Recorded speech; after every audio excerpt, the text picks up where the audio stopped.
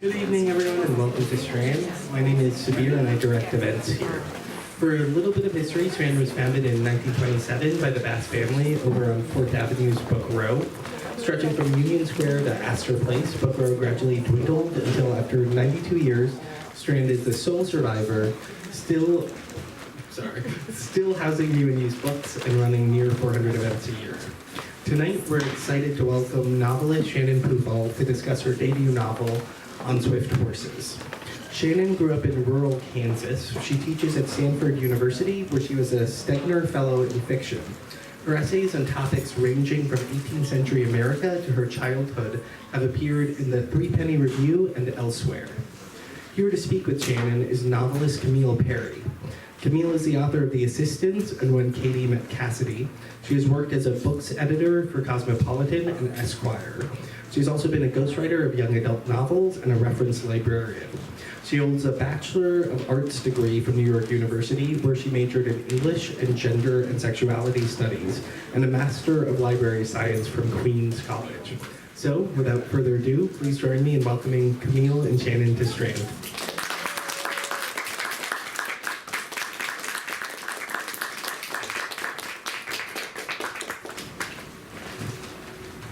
Hello, everyone.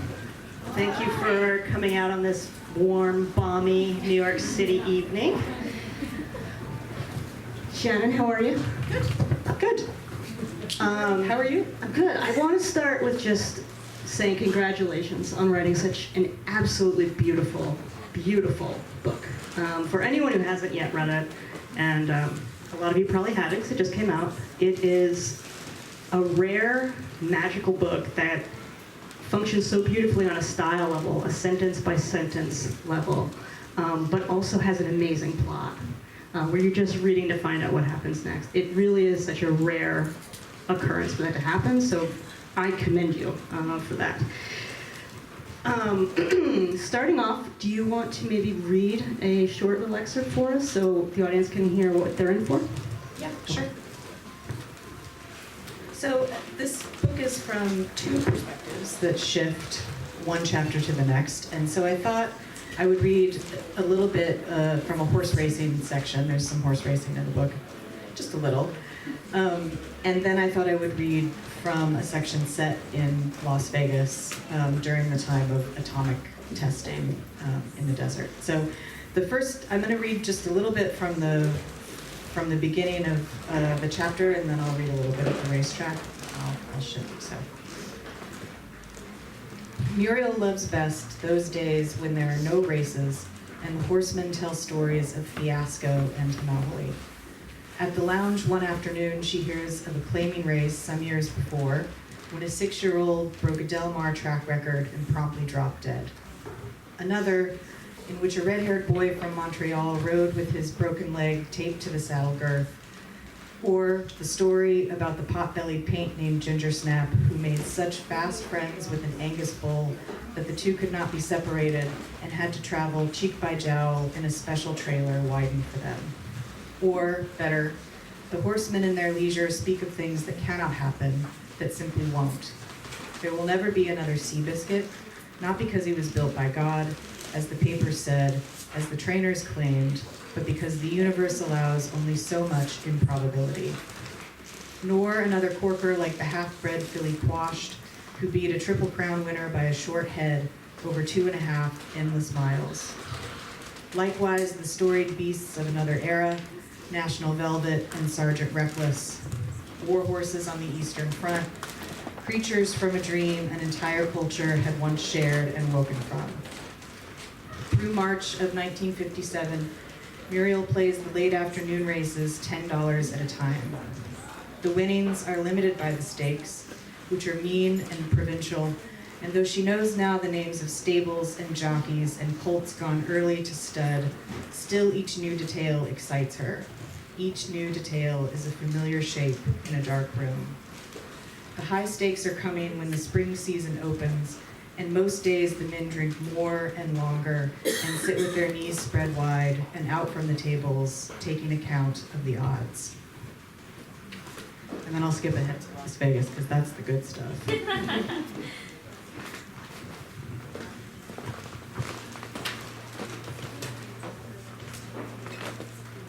In Las Vegas, it is not possible for any man to forget where he is. Often Julius has considered this. Perhaps on some mornings in winter, or late summer as it is now, when the light comes in low, but just as instantly, a man might wake on the 10th floor of some hotel and in the still, dark room, confused for a moment the walls are the slant of light for the white plains of his youth. But such confusion could happen anywhere away from home. As soon as his head returned to him, he would see the lighted figures against the hotel drapes, the names of casinos, and the price of a buffet dinner. And if he stands to part the drapes, he will see the far mountains shadowed into landscape, the clouds cast down over them, then the once green expanse of the ancient meadow that gives the city its name, then the strips of buildings and their peculiar grace. He might eat, he might work, he might find a store and buy a pack of cigarettes, but he has no need of other things. Booze will be offered to him, and sex, and he won't need a toothbrush or a bar of soap. In other famous cities of the West, with their own famous geography, their memorable architecture, a man might go about an ordinary day and never think about where he is, because he is too busy trying to get what this other city gives up willingly. For 2 weeks, Julius and Henry spooked the blackjack tables at the Boulder Club an hour at a time. Julius sits at the sloppy dealer's table, and Henry sits at the table behind the dealer's back. Henry watches as the dealer corners up the whole card, and then he judges the other cards on the table and the money in play. He drinks and laughs and sends Julius signals, and Julius plays accordingly. Sometimes there is little to win, and sometimes the tables are too crowded, and in any case, they do not stay together long. As they learn the cheat's intricacies, they run things quietly, cashing out no more than $30 a night. Of course, Henry could make more with another, more daring man, but this is the delicate agreement they've made. And I'll stop there.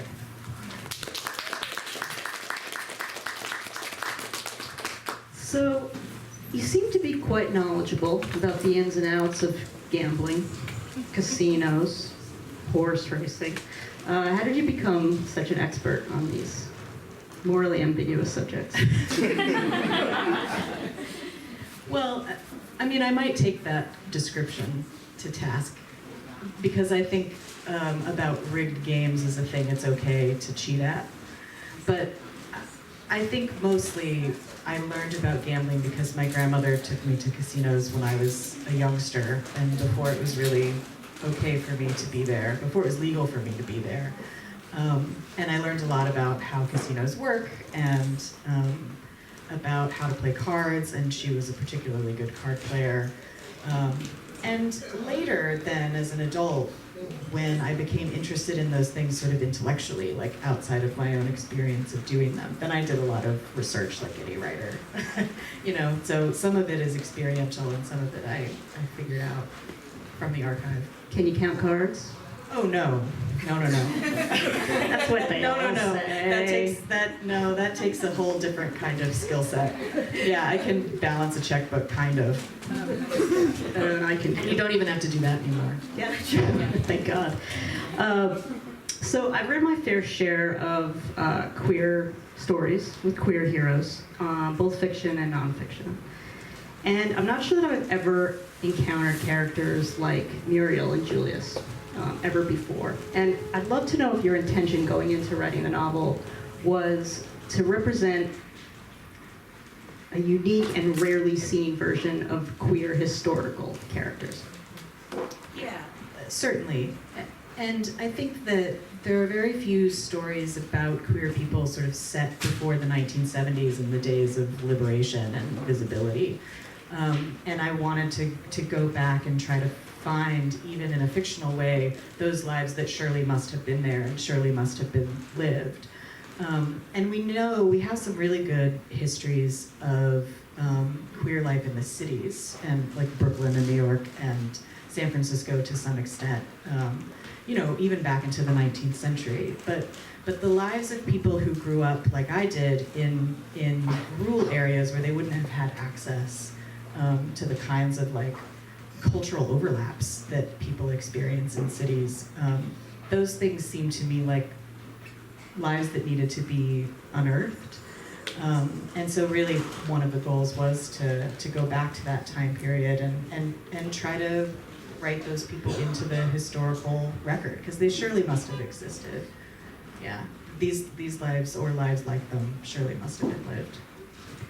Yeah, and it's so easy for stories like that to be lost to history. Things weren't always so documented the way they are today, pre-internet and... Yeah, and to document them would have been, in many ways, a great risk, right?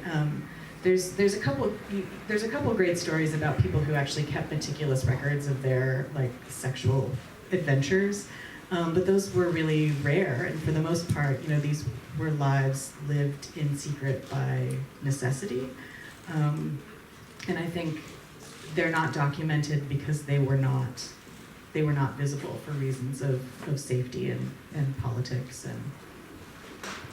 and also because people lived in a time where privacy was valued in a different way than it is now. Yeah, I could talk to you for hours about the corkboard that appears at the Chester Hotel. And that's a tricky one to talk about because we can't really say too much about it without spoiling some wonderful things that occur in the later part of the novel. But I need to know is that something that you came across that really existed? Or is there anything you could tell us about that corkboard without spoiling anything, but give us a little information of how it ended up in the book? No? No, I think I can. I'm just trying to figure out how without giving it away. I think, part of the novel is concerned with... You can probably hear me, right? Okay. You can hear me, right? Can everybody hear me? All right, I'm just going to use my teacher voice.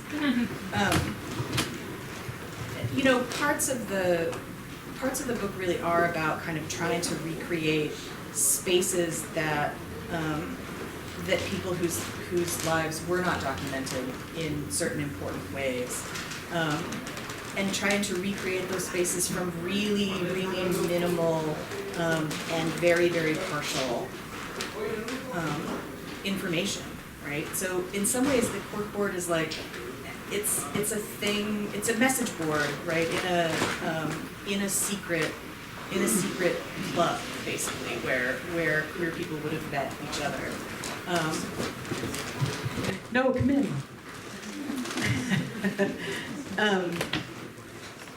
I can't talk that loud because I'm tired. I can't keep doing it. But I think the corkboard is really sort of this, I know it's a kind of pastiche, right? Where something like that must have existed where those people would have had a way outside of each other's presence to leave messages or to recognize each other. But it's not something that I really came across in exactly that way in my research. So it is in some ways invented, but it's invented from information that suggested very strongly to me that there would have been a method like that. And so much of the research that I did and that then made it into the novel is pieced together in exactly that way, where there was enough information to sort of infer that some of these things must have existed, but not enough to actually do any kind of faithful recreation of them. It was just, I loved it. And when you all get to it in the book, you're going to love it too, I guarantee it. So pretty early on, I noticed the word luck popping up in this book in really interesting and nuanced ways. One of the first times that it comes up is in a beautiful paragraph on page 65, which I actually think the audience just really needs to hear. So if you'll humor me for a minute. This is from Muriel's point of view. She thinks suddenly that what has spooked her is not good luck, but the vivid fact of luck itself. Even with all her preparation and the long knowledge of the horseman, her account of the weather and the odds, only preposterous chance could have led to this result. And if there was such good luck in the world, and if it could outpace her agency and her own knowledge, then bad luck must be the same, and no luck too. She has been seen and accommodated by luck, and she wants out of its sightline. God, when I read that, I was just really bowled over. And And I started just kind of tracking the word luck throughout the book. And towards the latter part of the novel, on 170, if anybody's following along, Julius even cites American luck as something that will run out eventually. And that was one of my favorite lines in the book. Now, I guess the question I'm building to here is, can you talk a little bit of how you see luck functioning in the story, and maybe even in life in general? That's like the hardest question ever. It's a great question.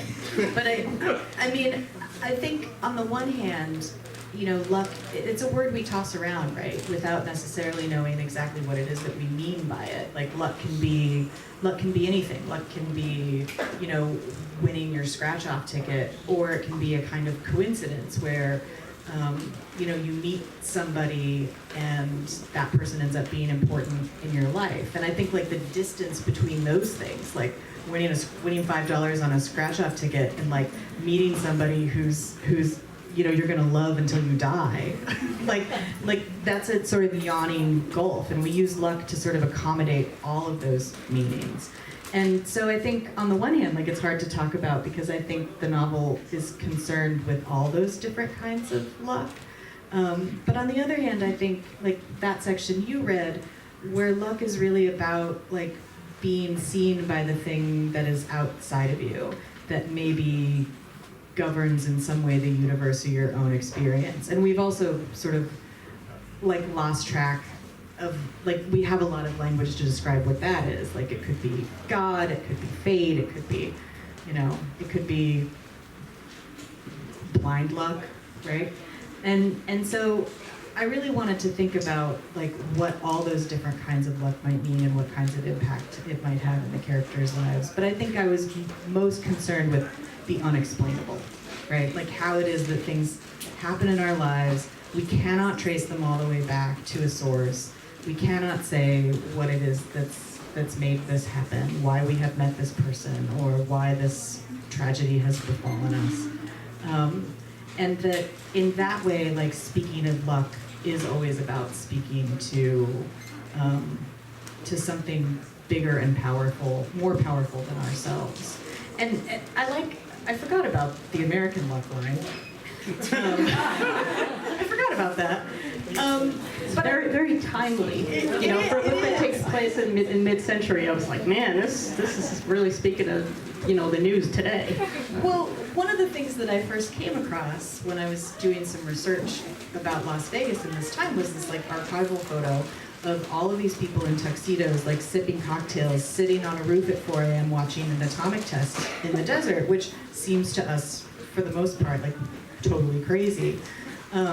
And just like the cocktails were called the atomic cocktails, and they're I don't remember if this made it in the edit or not, but like there were these like cigarette girls, and they had these like paper mache hats that were like atomic bomb, like mushroom clouds. Yeah, and so it was very celebratory, and this was part of the way that Las Vegas was like attempting to transform itself from like, you know, a haven for mobsters, which it really was, into a sort of like sunny respite for the middle class, and the bomb was part of that process. But I think the mid to late 50s, like at you know, post World War II, we're moving into the sort of like proxy wars of the Cold War, the sort of incredible hubris of the atomic bomb, like to produce something that could literally end the world at a time of like the greatest American prosperity that we've ever experienced. Like that was a tension that was really interesting. And so I think when Julius says that, part of what he means is like this little moment that we're in, you know, this moment of this self-congratulatory moment, like has an end. You know, it has an end. This prosperity has an end. You know, we're going to use it up. Which I don't know if we have or not. I mean, just for the sake of argument, let's say that we have. So secrets play a large part in this novel, and without giving away any spoilers, in moments where secret-keeping characters realize they've been found out, they don't always react the way one might expect. So what was your thinking behind that? I think part of it was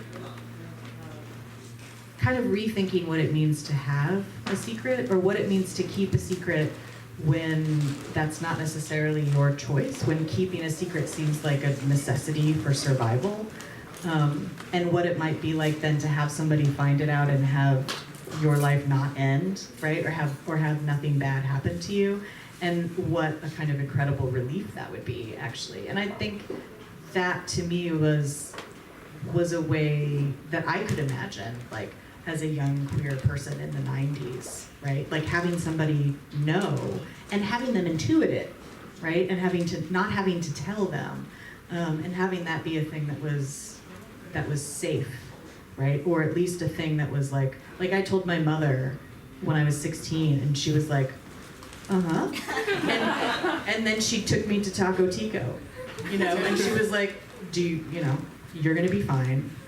Right? And at some point she probably cried, but she handled it that way. But I think the idea that like you can have a secret and it's not a secret that you're intentionally keeping or that you even want to have, but a secret that feels like a necessity, right? And it feels very different than to be found out in that way.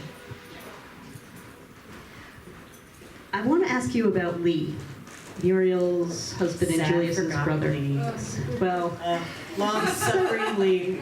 do you see Lee as a tragic character or a true hero? Oh, neither. But I do think, like, I never wanted him to be, I never wanted him to seem like a cuckold. Like, I wanted him to have his life on the page, even though he doesn't get his own point of view. He doesn't get his own chapters. But I think he's a loving man who's also trying to figure out how to make a life for himself when he hasn't been given the things that he thought he would be given by his marriage or by his brother, whom he loves very much. And I think part of his arc really is about, like, he gets to be free. Not to ruin it, but I think that he gets to, like, live outside of the responsibility for the two characters that he's closest with, and that there's something victorious about that. I mean, he is, like, probably the most conventional character. He's a veteran. He wants a sort of ordinary middle-class suburban life. But I think part of his arc is also about seeing the ways in which that's constrictive for him. Right? Yeah, I mean, I liked Lee, but I didn't need more of the one, like, conventional straight white man in the book. I kind of liked that he fell in the background a little bit. So, on a technical note, how did you choose your chapter titles, and what made you implement chapter titles in this way? Because I feel like chapter titles are a thing that sometimes, a lot of people don't really use them anymore. And I noticed yours. How did you decide? It's been so long. Have you forgotten? No, I think We could skip that. Well, I think because I was interested in, places, and most of them are titles of places, but they're also, some of them are puns, right? So, like, the place where they, bless you, the place where they decide to build a house is, like, on a river bluff, right? And so bluff has these sort of different levels of meaning in the story, and, like, there's a way in which the building of the house is a kind of bluff. And also, nobody knows, or very few people know, when I talk to them about this, that Las Vegas does mean the meadows, which is such an interesting thing, right? To imagine it. Like, I love that. I always love imagining landscapes before they were peopled or changed. So, like, every time I come into the Bay Area now, I like to look at it and imagine it like 150 years ago, like what it must have looked like before there were all of these houses and freeways, and how, it's still one of the most beautiful places on earth, so imagine it before. So I think it was also like, part of what happens in the book is that so many of these places are in transition from being really empty of vast human habitation to becoming, like, I was just in San Diego last week, and they were like, there used to be cows here. And I was like, yeah, there did. Mission Valley was like dairies, which I think is just amazing. So I think partly the chapter titles were about sort of like trying to hearken back to the way that those places were, you know. I love the part about the olive trees. How do you remember the? I remember the olives. There was a great description there about how when they first looked upon the olive trees, they almost didn't know what they were seeing because it looked like the landscape was changing as they swayed. I just like that. It's not a question. Thanks. Like, made me want to eat olives. Yeah. By the way, in the one New York, I'm going off script, guys. In the lovely, glowing, I think it was the New York Times, might have been the Washington, I don't know. In one of the wonderful reviews of the novel, one of the reviewers talked extensively about the olive scene as being quite sexual. Yonic. Yonic. Yeah. Yonic. I was like, my lord, has that word ever appeared? First time out of the gate, I get yonic. My jaw dropped when I saw that. So, you want to comment on that off the record? No one's. There's no video camera there taping this. Don't worry. Was that intentional? You know, was that how you intended it? This is gonna be one of those moments where, like, I got really good advice when I was sort of first starting this book from my mentor, who, you know, I was very sort of terrier-like about it, right? Where I was like, no, every sentence has to go where it goes, and like it's never gonna change. And she was like, your book is smarter than you, right? And I had that moment where I was like, and she was like, no, your book really is. And I do think that the olives were one of those moments where the book was smarter than me, where like I didn't really know what I was doing or why it was there. Like I loved imagining that, like what you described, like looking down into Mission Valley, and you know, for any of you who've seen olive trees, like the leaves are much lighter on the other side, and so they move and they seem to have this sort of sentience. Like I loved imagining that, but I did not think about the yonic potential of the olive. I didn't read it. When I read that scene, I wasn't like, it is a clitoris, you know? Like, I'm like, man, do I need to like hand in my lesbian chips? Like that I like totally missed that? Like have I lost my game? Like, but yeah, I don't think that I did. I think my game is fine. It's funny that you say that you were a terrier about it, because one of my other favorite lines in the book is when they're talking about the dog and the Sputnik, and the dog that they send into space, and there's a line where she says, you know, why in the world did they send a terrier into space? That's a dog that likes to be on the ground and digging and is very, you know, terrestrial. Why didn't they send a dog to space, a breed that howls at the moon? And I thought, you must really be a dog owner in real life. I am. Okay. Because That I'm a was a terrier owner in real life. Okay. Yeah, I also, I had a girlfriend whose mother bred Akitas, right? Which is like, she was also from Texas. She was very, very intense, but she would always say, like, people buy the dogs that are expressions of, right, some deepest thing in themselves, and it's either a thing that they express a lot or it's a thing that they want to express more, right? And so I think for me, like, terriers, it's like I need to externalize the part of me that's a terrier and control it, right? Yeah, and so that I can be more of a Labrador in my actual life. I'm a French poodle, I think. Are you? Yeah, secretly. So I've got one last question for you, and then we're going to open it up to the audience. So everybody, I hope you start thinking of your questions now. Were there any authors or books that you turned to for inspiration while you were writing this novel? I mean, I read a lot of westerns, but and that was part of, you know, I wanted to sort of write into some of those traditions. And you know, I have favorite writers like anybody does. But I think because what I wanted really was to work kind of sentence by sentence, and I wanted the book to sound a certain way, it was really kind of impossible to read anything else. So I read a lot of nonfiction. I read some poetry. I read a lot of Larry Levis. Does anybody read Larry Levis anymore? Yeah. Because I think like there's something rhythmically in Larry Levis and like a lot of these sort of landscape descriptions that worked for me without like impacting my own sense of the sound. Right. Well, that shows, because it was a you have such a, the voice is so strong in the book. It can only be yours, and it's like reading. The novel reads like poetry. Like on every single page, there's a line that will just take your breath away, and it doesn't surprise me that you couldn't read fiction while writing it. Though I did of course think of Patricia Highsmith a bit, The Price of Salt. Did I get the title right? The Price of Salt? Yeah. Okay, guys, pressure's off me. Who has the first question for Shannon? To start off with, I might ask, so Muriel and Julius have a sort of affinity for each other, and I was wondering if that was a matter of like what you referred to earlier in the discussion as sort of secrets, or if it went beyond that. You know, that was like when they meet each other, which is actually told in a flashback, but in the first chapter, that was one of the first scenes that I wrote, and it really has remained more or less intact, like through different versions of it. And I just hadn't really seen that relationship dramatized, where you have two people who feel an attraction and an affinity for each other, and neither one really has a desire to push that forward to like what we would consider consummation, like either a kind of sexual or romantic consummation, or even like to become friends exactly.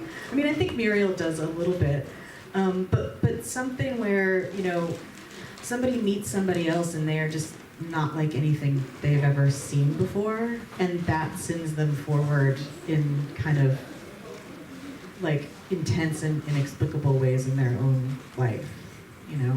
So I think it is a little bit about secrecy, like maybe that's what they glimpse in each other, is like the edges of each other's secret lives. But, you know, it takes them a long time to figure out what it is that they've felt about each other. Yeah.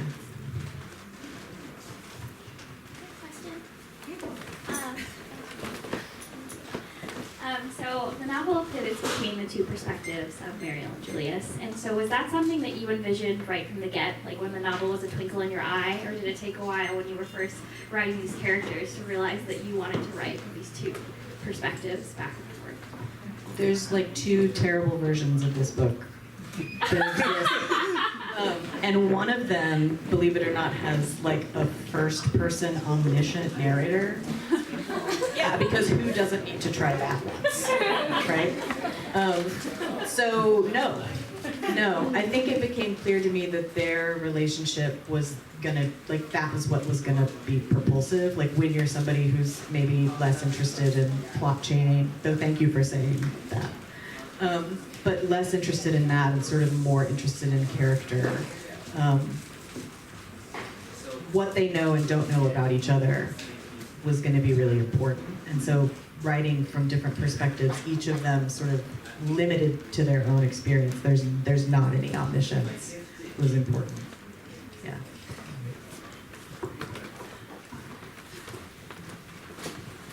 So when you spoke about character dynamics just now, I'm really curious to know if that's something you started with, like if you knew that, oh, I want to explore this kind of relationship and then figured out what kind of setting and plot would work off of that, or if you started off with, I want to write about queer America in the 50s and 60s. I always think it's, I'm gonna answer your question, but I always think it's kind of a bad idea to start with like, I'm gonna write about this theme, right? At least for me, because I think theme, it's sort of like your book being smarter than you. Like theme is a thing that emerges out of the people and things you make happen to them. And so for me, Muriel was harder, and she took a long time to become sort of embodied and like a thing that I understood. But Julius was right there, like just the way that you, like it was almost as if I met him. And I understood the way he dressed and the way he stood and, you know, things about him. I mean, really, really early. And so a lot of it is just him. Like he appeared, I needed to follow him and write his story, and, you know, he needed to exist in a world that had things and other people in it, you know? And so that was then what I followed.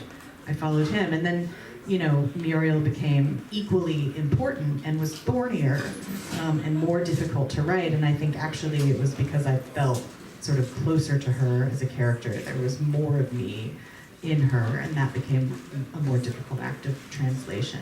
But it really was like I saw Julius standing on a street corner in old Las Vegas, and then, you know, like when you fall in love and you're just like, shit. Now there's you.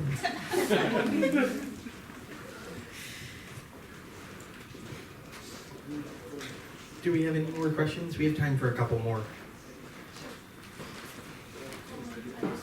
I wanted you to talk about Muriel's mother, because she's such a powerful figure, but we don't ever get to meet her, and this sort of figure of this large living woman in her time period. And the more I've been thinking about her, the more I thought that you said that, you know, sort of the lifestyles of Muriel and Julius could have been punished.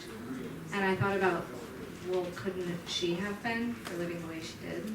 Absolutely. And for those of you who haven't read it, like Muriel's mother, the line is something like she was the first woman to get a divorce. She got a college degree and a divorce, and she had a car.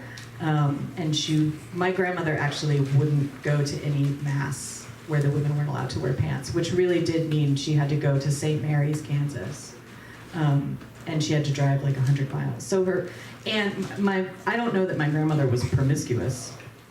We didn't talk about that. I sort of hope she was, but you know, Muriel's mother has sort of a series of suitors, and I think what I wanted, I didn't want a kind of conventional repression story where, like, you know, one of the characters' mothers is sort of constantly there saying, like, you can't be sexual, like, you need to be a proper woman. I wanted her to have a model in her life of womanhood that was actually kind of outside of those strictures.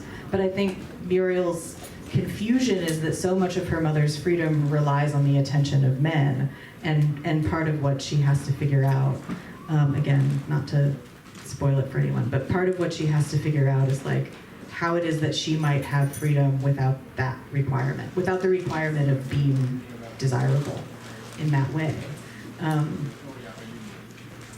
But yeah, I love Muriel's mother. Yeah. Well, on that note, please join me in giving Shannon and Camille a round of applause. And just while I have you here, this is like the last day. I mean, now I get to go home to California finally. It's been amazing. You're all welcome to come. We have several bedrooms, and I've been telling people we have aquarium passes. So yeah, that's just now known. But you know, a lot of people from Riverhead are here, and my agent's here, and I just want to say, you all have done such an amazing job bringing this book into the world and being a support system to me. You answered every email, and you've probably answered 700,000 emails that I didn't read, and it's just amazing what you all have done for this book, and I'm so, so grateful. So thank you all. Thank you to you all in Strand, and yeah, anyway, that's it.